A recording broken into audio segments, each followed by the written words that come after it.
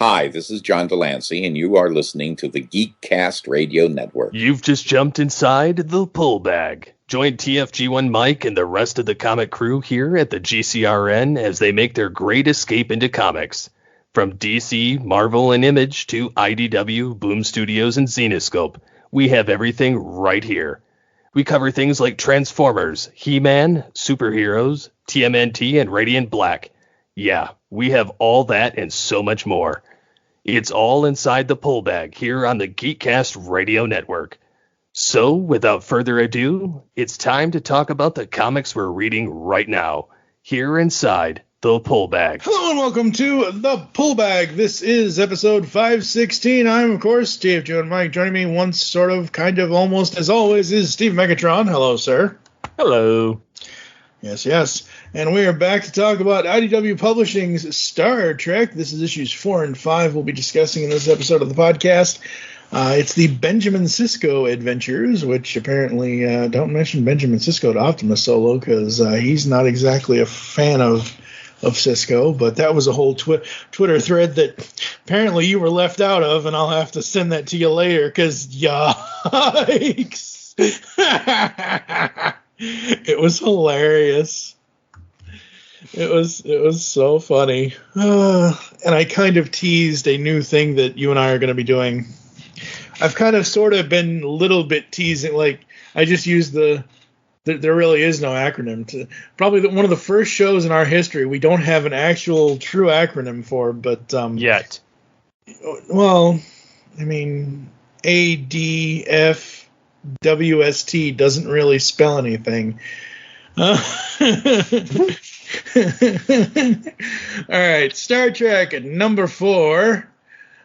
Creative on this, as always, Jackson Lansing and Colin Kelly were the writers. Artists Ramon Rosanas and Oleg Chetikov.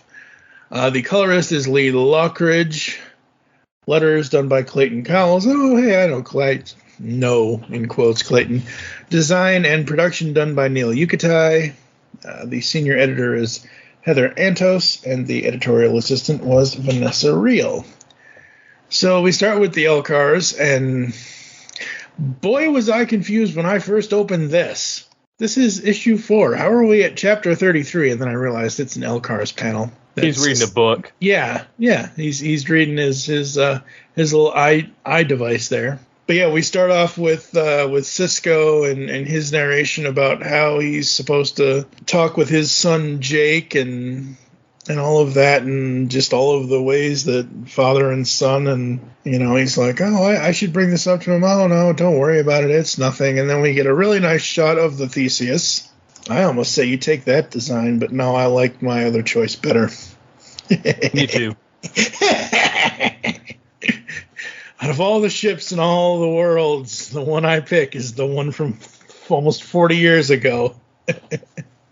Hey, it's a good ship. I'm not saying it isn't at all. Hello, I think they're bringing it back, too. Good. Absolutely. So good. So good. So we have the other crew members here looking at this crystalline entities and the Shapers and Q, and what do they all have in common, and it's something about tachyons, I guess, and how there's no mass in space. Yeah, it's something that I don't expect to understand tachyons. Mm-hmm. They kind of are the plot device needed at a certain point in time. Yes. So they can really mean anything. Yeah. But I like Scotty going, you're thinking about this too hard. You'll want to see space-time fabric operating beyond the warp threshold? All you gotta do is look at subspace. Mm-hmm. Subspace, you're a genius, Mr. Scott. I know. Well, he wrote the book, so, Well, I mean, yeah. This new city, or the city that they've come upon, is it Takan? Is that what it is? Yeah. Okay. Because I wasn't sure if it was Takan, as in like T-Con, K-O-N, Con, or Takan, like a certain idiot villain was going to come back. like the Wrath of and all of that. So we got Sisko and Data in there, and this is what I love about this series to this point, and continuing on further, is how much the new crew and the old crew, like, their ideas kind of combine. Like you just mentioned with Scotty, telling the younger crew members what to look for and whatever else, and the whole thing between Data and the other two crew members and Sisko, and Data's talking to Sisko like he's Picard. He's not Picard. Sisko just laughs at him. There's no way I'm asking permission to save the universe. Pretty much. He's right. I mean, yeah. Absolutely. I love the interiors of the ship. I love all the little not nooks and crannies, but is it just me, or is it weird that it's green? Or is that just because, is that the actual color of the inside of the ship is green? I don't know. I don't know. That's just, I mean, I would assume that's, that is a physical chair that Sisko is sitting in, that he is grabbing the arm of when he says engage, and they go warping off into whatever. It could be the lighting. Yeah, it could be. But I'm not thinking. I'm not thinking it's the lighting. Like I said, he's gripping the arm of that chair, and you see in the art, like, with his hand gripping the side of it. There's no way that's a light trick. There's just no way. It's a green. It's a lime. No, it's a mint green interior. Oh, Karen would have loved that. She loved mint green paint for some odd reason. I don't know why. Oh, boy. So they go through warp space, and they come out the other side, and holy crap. We have, there's something absolutely huge out there on screen. Beautiful. This is a god city, apparently? Yeah. Okay. Why does the god city have these spider tentacles pointed at the city like it's going to come crashing down on it? I don't know. I don't know. That's why I'm asking the question. They're pulling an Iron Man. Oh, yeah. It almost looks like his arc reactor. A little bit, yeah. And, all right, so we had an Iron Man reference. We're going to get a Transformers reference later. Is it more than meets the eye? No, it's I mean, we can always work that into anything, can't we? Yeah. But no, I don't know. Is it this issue? Yeah, it's because they found this planet thing. It's coming up actually because they see the brain of the thing. So they're going through and they're trying to figure out what this city is or what the planet is. And you got that's not Troy, is it? Who is that? Is it Beverly? Yeah, that's Beverly. Yeah, it's Crusher, not Troy. Is Deanna Counselor Troy.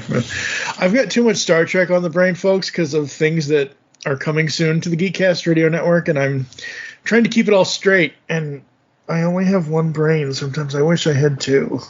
If he only had a brain. No, I have one. It just doesn't work. Yeah. It's not functioning properly sometimes. So they are inspecting this thing and looking at it and figuring out what it is, and then they see, would you look at that? That's an entire structure built direct symbiosis with a life form curled at the center of it. So there is a life form curled at the center of this city. There is an episode in G1, I believe it's in season 3. Maybe there's one where they go out to an asteroid, and they find this egg. They crack open the asteroid. There's a creature inside of the asteroid. Same damn thing. Same damn thing. I'm not complaining about this. I'm just making the references all. Is when I started reading this and I got to this point, I'm like, hey, where have I seen that before? Oh, that's yeah, funny. Transformers. Absolutely funny. So this living city is living. I do love the younger crew members. So what is this an actual god? We are both observing the same data, Lily. So you don't want to know either, right? Right on.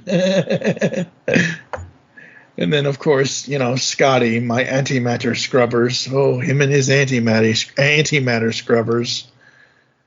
He's not happy unless he's in engineering. Yeah, pretty much. I don't want to say that's where he belongs, but everyone has a calling in life, and Scotty's an engineer. Yeah, and we get the villain of the series, or of I shouldn't say of the series. I don't know if it's going to be the entire. At least this, our god killer is just rolled in. It's the Klingons, of course it is. Emperor Kahless. Emperor Kahless. You suck, Emperor Kahless. You suck. You suck. He's a clone. He's not even the real one. You suck and you're a clone. How bad is your day going? Yeah, they took his DNA off of a blade and cloned him in a TNG episode. Oh, damn. That's hilarious. So we have Kahless, and he's the new emperor, and we have a personal log from Worf, I think. Yeah, it's from Lieutenant Worf. Yeah. So this was 9 years ago, in the whole text thing here about explaining to us the readers about who Kahless is and the whole backstory there and all that. So that's very, very cool. We have Worf, Sisko, and Mr. Paris. And Mr. Paris is basically saying, don't worry, she may be smaller than us, but we were built to run. Love that. What are you thinking to this point in this fourth issue? I like the things that kind of happen back and forth with the different cast in this. I definitely love the mixture of different eras of Trek. You've got the original series with Scotty. You've got TNG with Data, Worf, and Dr. Crusher. You get Deep Space Nine with Sisko and Voyager with Tom Paris. And then you get the other two, the Andorian and the Vulcan. Yep. I think it's kind of neat that they turned Kahless into this destroyer of the godlike entities in Trek. Mm-hmm. Considering he's supposed to be revered kind of that way. And then it's funny that they're kind of making this giant endeavor between, it's kind of like a face-off between Sisko and Kahless. Mm-hmm. So I don't know. I really like the fact that we're getting to that point where there's going to be this ultimate showdown. Yep. And yeah, it's very much ultimate showdowning. They even have a whole panel of quantum torpedoes incoming, and like the whole two ships facing each other in space with the Theseus on the left and the Klingon warbird on the right. Yeah, very, very cool. I'm digging this. I'm digging the art. I'm digging the characters. And basically Kahless just wants destruction. That's all he wants.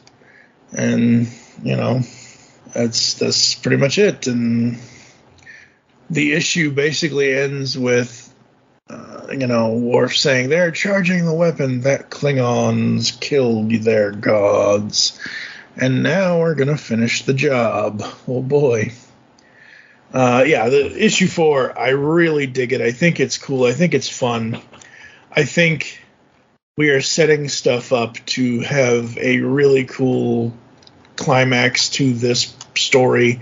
I don't know what the ultimate thing is going to be. I don't know how Jackson and Colin are like how are they?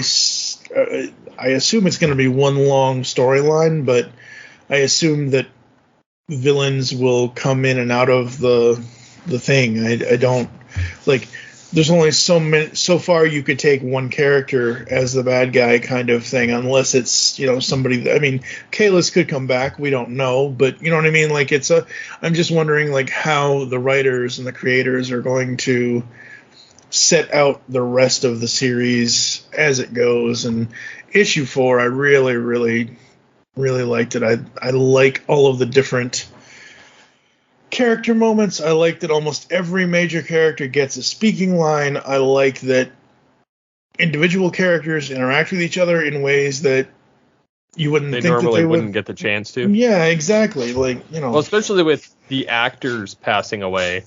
Yes. Across different eras of Trek. Yeah. You get this nice timing of it all. Yep. Because this kind of takes place before Nemesis. Yeah. Does it? Yeah. Well, Data's still alive. Oh, okay. Well, then when did he die? I'm not a Trekkie, folks. Oh. I don't think I've 2379 in Trek history. Okay. I know we has covered. Returned. Wait, what is returned? If people want to know, they'll find out. Yeah, I know we covered all the Star Trek films on a previous podcast that we used to do, but I honestly don't remember that far back. I remember the good Star Trek films that I liked, but I don't remember ever watching Nemesis. I mean, it's all right. Oh, boy. Issue 4, any final thoughts or anything like that? And rating and all that good stuff? I'd give it a 4, just because I was wanting more out of it. But it's not that it was bad or anything. I just... I was wanting a little bit more, which we get in the next issue. Yeah, I think that's the thing with the single issue reviews and stuff, is that even though we're doing these 2 issues at a time, these are monthly comics currently. They're not in trade paperback yet. And they have to find a way to grab readers every time. Either you have a full-on issue with action and all of that, or you have one with dialogue and storytelling and whatever, or you find a way to mix both. And I think this issue found a way to mix both, but you're right, it left me wanting more, so I will give it a 3.5 out of 5. All right, we're going to take a quick break. You can hear some ads and some other stuff, and we'll come back with issue 5 right after this. Hello, geeks and geekettes! Looking for a podcast that covers a vast array of topics? Then check out Altered Geek Unleashed, where we discuss our thoughts on this week's geeky news, tech, gaming, television shows, movies, cartoons, comics, and more. So, get altered, get geeky with the Altered Geeks. Every Friday on the Geekcast Radio Network. Hey, welcome to the Last Comic Shop Podcast! A comic book podcast that actually talks about comics. Yep, each week we open the shop up and read and discuss a comic. Sometimes we pair that up with comic book movies or TV shows. Or not. Lots of times it's just comic books and sound effects. Oh, yes, definitely lots of sound effects. So tune in on all the major podcasting platforms to the Last Comic Shop Podcast, or check out our library of evergreen shows at www.lastcomicshoppodcast.com. Like science fiction? Of course you do, or you wouldn't be listening to the Geekcast Radio Network. Well, the Marku 42's Universe podcast is an award-winning sci-fi radio show that's been around for over 10 years. We cover everything from Doctor Who to the MCU to pop culture and everything in between. A new show drops on Tuesday mornings on the GCRN website and all of the major podcast platforms.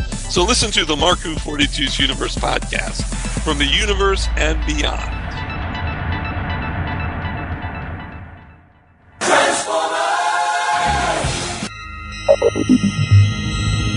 You are receiving a transmission from the Rod Pod. Upload pending.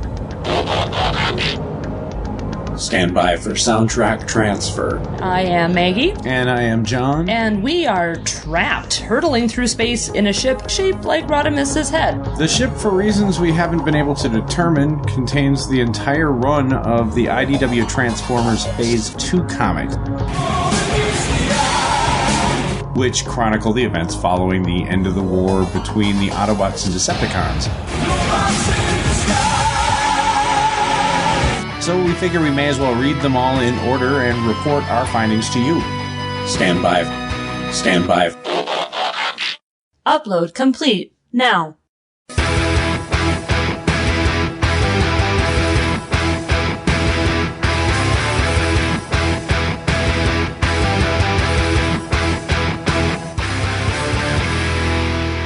The Rod Pod.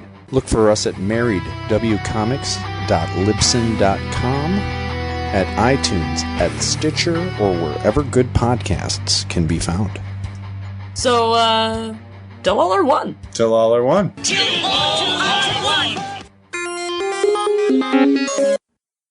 All right, folks. Star Trek number 5 from IDW Publishing. Kelly, Lansing, Rosanas, Tomeo, and Lockridge and Cowles are on creative. And this one basically kind of sort of starts off where the last one left off, but everybody is arguing and nobody has a solution yet. Sort of. Oh,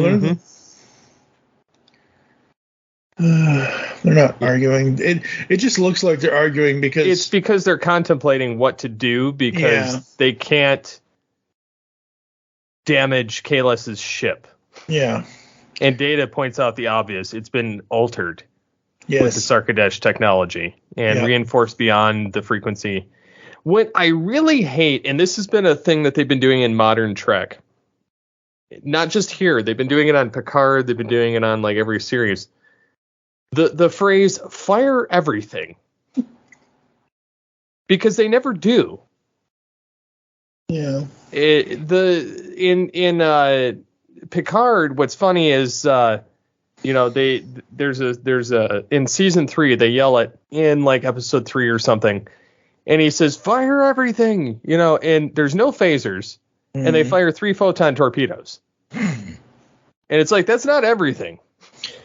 And see, and then in episode 8, one of the characters says, "Fire everything we've got," and they fire 4 photon torpedoes and no phasers.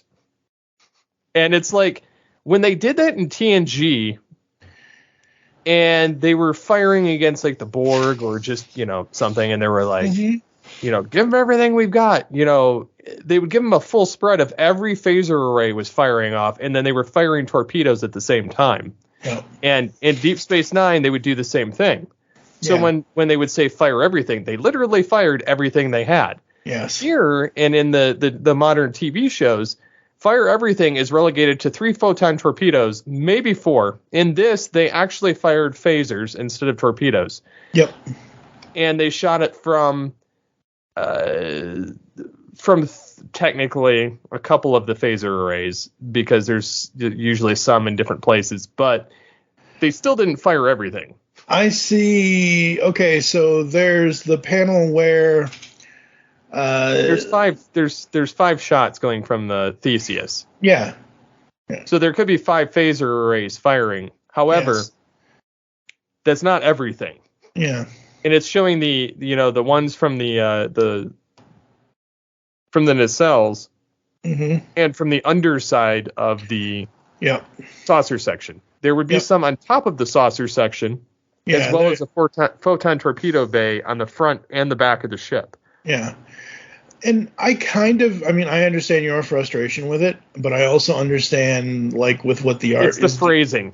Well, right. No, I completely understand. But I'm saying, like, since they're using that phrasing, but yet the art isn't reflecting that phrasing, because look at how the Theseus is drawn and colored in that panel, where you only see the underside of it. So it would be a little weird trying to, like, maybe the next panel, if it shows, like, the next panel shows, like, 2 shots coming down vertically downwards. And you're right. And honestly, the only time I ever want to hear fire everything is when Liam Neeson says it in 2010's The A-Team when they're flying a tank. It's the only time I want to hear anyone say fire everything, because they fired everything in that movie. 'Tis true. 'Tis true.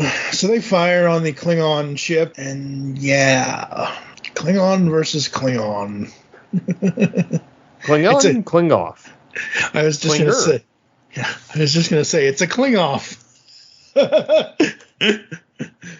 Oh boy. So we find out that Worf has a son, or maybe he's had this son. His son was in TNG. Right. But he was a young boy. Right, he was a young boy. But now we find out that his son Alexander has joined the Empire. The cause of Kahless. Yes. And again, I do like how they do the LCARs in between these with the primary education report and all of that, and I think that's very, very cool. So you got father and son versus each other. And then this, I don't know if this is actually in because we're using the IDW media copies, folks, that IDW sends out. I don't know if this is actually in the physical comic. If it is, it's weird for IDW to do it. But we get Worf and Alexander. Alexander says, "And the path we walk is red." And then we get an ad for Star Trek Deep Space Nine, the Dog of War. Very rare that IDW does ad. The IDW is not DC or Marvel. They normally don't put ads in their digital issues. Now, maybe the physical issues they do, but normally they don't. So I was like, wait. At first I thought, oh, this, even though it's not even close to being a full page count comic, but, and the path we walk is red, that would have been a great cliffhanger. Short comic, but great cliffhanger. So Sisko is being contacted by his boffins, or whatever the hell they are. The prophets. The prophets, there you go. And we see all the lights, and they want him to do this and do that, and some is not all. The Sisko has met some. What will you do to stop it? And and I love what I love about this whole scene is not what's going on with him and with the prophets, but how everyone around him is reacting to him basically being checked out. Yeah, and don't get me wrong, I do like his little altercations with the prophets. Mm-hmm. However, I can see where it gets annoying. Right, yeah. So, yeah. What else did you like about this one? Well, this is where Worf decides to go off alone. Mm-hmm. Because Sisko's like, fire, and Worf's like, no, you cannot. My son is on that ship. Yeah. Yeah. And Sisko, like, very heartlessly, then you're relieved. Get off my bridge. Exactly. And Worf is like, gladly, Yeah. And it's horrible because... Yep. They respected each other. They worked well with each other, but that was, their time. Mm-hmm. Yeah. And it's horrible because the prophets are trying to get him to destroy them. Yeah. I do love the art, though. Yeah. The art in this issue is epic. I love the detail. Yep. The amount of information that's passed throughout it is really well done. And then you get Sisko in an environmental suit.